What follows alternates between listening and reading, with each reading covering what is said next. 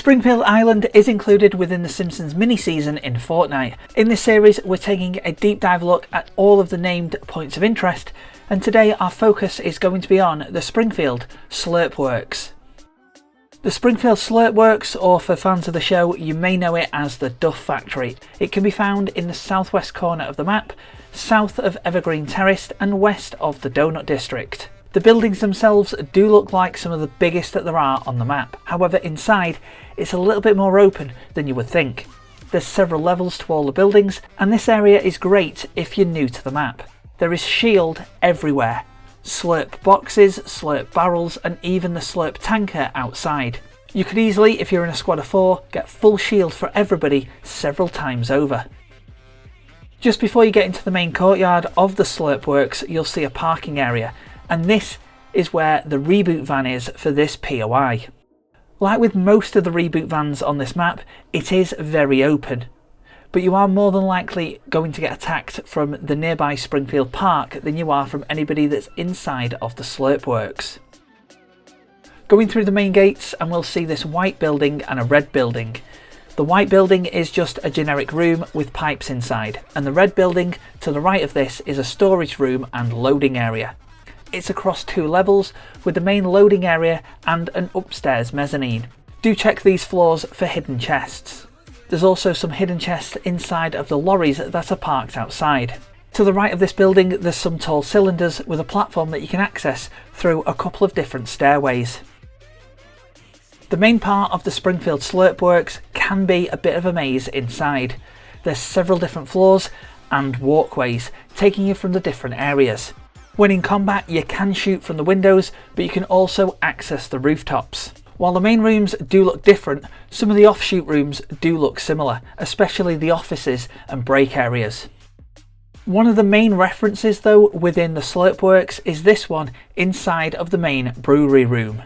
You'll see Slurp, Slurp Diet and Slurp Zero, this being a reference to Duff, Duff Light and Duff Dry from when Homer toured the Duff factory in the episode Duffless, which was the 16th episode of season 4.